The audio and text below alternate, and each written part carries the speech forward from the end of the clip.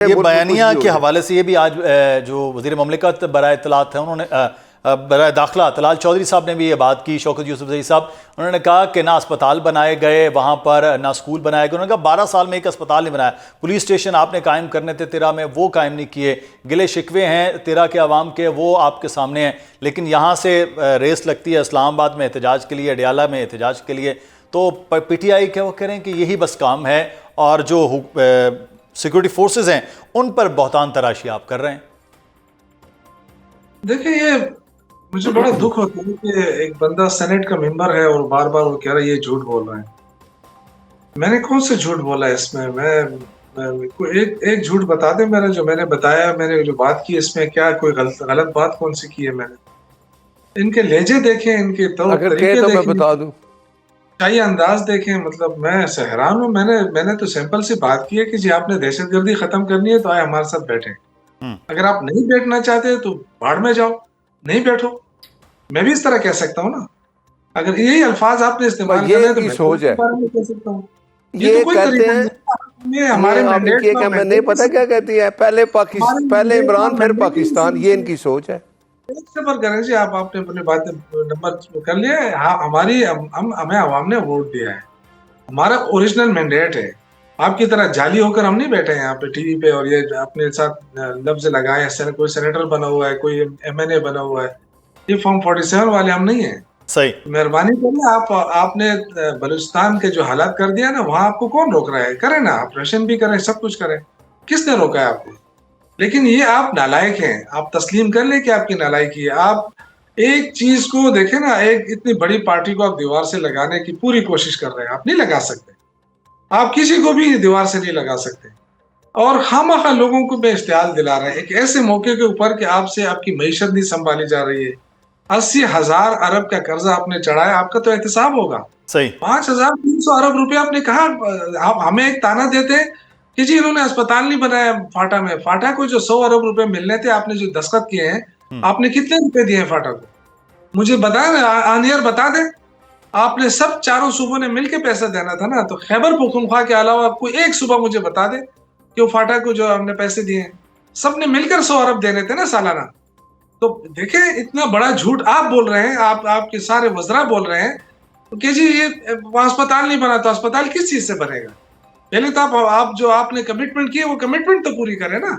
تو یہ جو ہے نا، دوسری بات یہ ہے کہ ہمارا جو آپ کے ذمہ 4,000 ارب روپے ہے، کیا آپ کوئی داداگیر بنے ہوئے ہیں؟ کیا پاکستان کے کوئی وہ جاگیردار بنے ہوئے ہیں آپ؟ کیا آپ ہمارے پیسے نہیں دے رہے ہیں اور ہمیں اتانے بھی دے رہے ہیں؟ 4,000 ارب روپے آپ نے کیوں روکا ہوا ہے ہمارا؟ پھر ہمیں کہتے ہیں 4 ارب روپے انہوں نے رکھے ہیں. بھئی ہم نے اپنے لوگوں کے لیے رکھا ہے نا.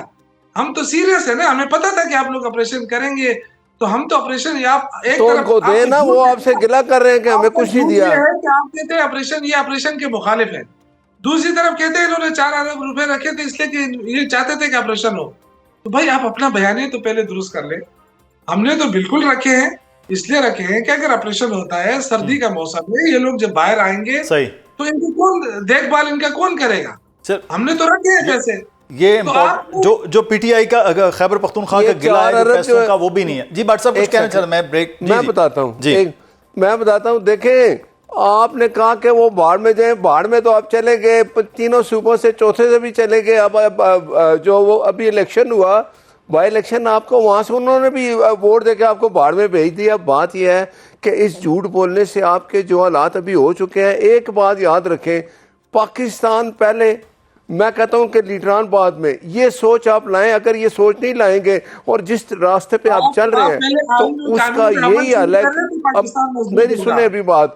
دیکھیں نا، میں نے آپ کی بات سنی ہے. آپ ذرا سکون سے میری بات سنیں. شوکت یوسف زئی صاحب، آپ کا تو وہ جو شفیع جان ہے وہ کہتا ہے جی کہ ہم تو اس حق میں ہی نہیں ہیں. ہم نے تو کبھی جرگہ ہی نہیں کیا. ہم نے تو تیرہ والوں سے کوئی بات ہی نہیں کی. یہ وفاق نے کی ہے. آج انہوں نے بول دیا کہ آپ لوگوں نے ہمارے ساتھ بیٹھ کے وعدے کیے، پرامیس کیے، 4 ارب رکھے. وہ انہوں نے 4 ارب رکھے ہوئے ہیں 8 فروری کے لیے. اس وقت جو ہے ایک جانب ہم بلوچستان کی صورتحال دیکھ رہے تھے، ایک دم سے جو اٹیک کیا گیا، پھر آپریشن ہوا، آپریشن کے جو نتائج ہیں، جو سلسلہ ہے، وہ بھی بتایا جا رہا ہے. دوسری جانب وادی 13 میں بھی، خیبر پختونخوا بھی دہشت گردی کی لپیٹ میں ہے.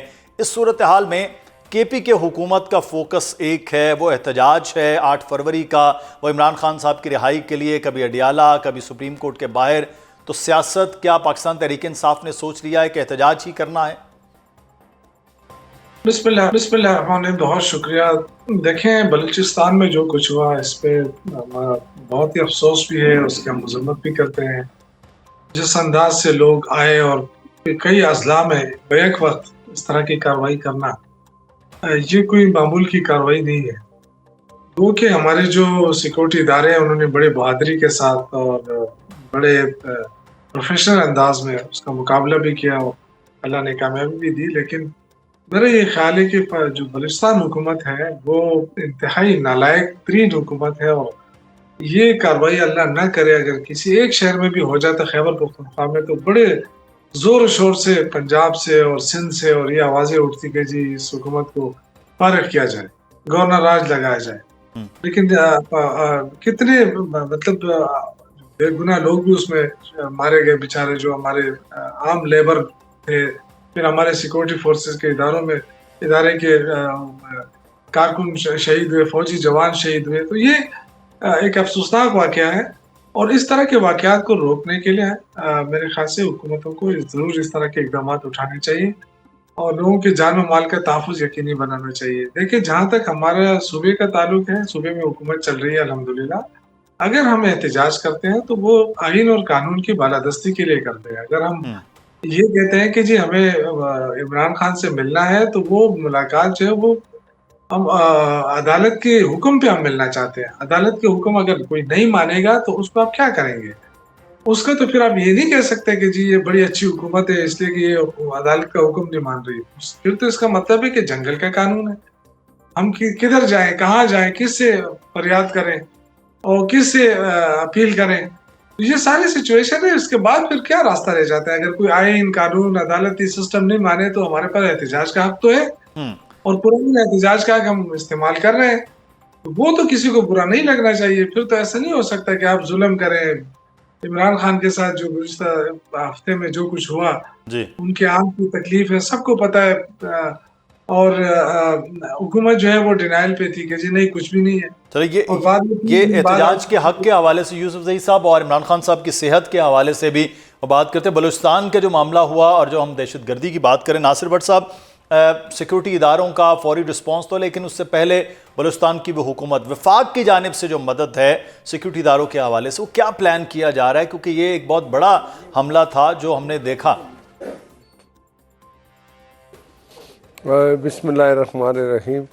دیکھیں جو کچھ بلوچستان میں ہوا یہ بہت افسوسناک بات ہے، اور ہم اس کی مذمت کرتے ہیں، بلکہ پورے پاکستان میں ہر شہری، ہر ادارے کے لوگ سب پریشان ہیں، اور اس پہ ہے کہ دیکھیں نا نشانہ کس کو بنایا گیا؟ معصوم بچوں کو، عورتوں کو۔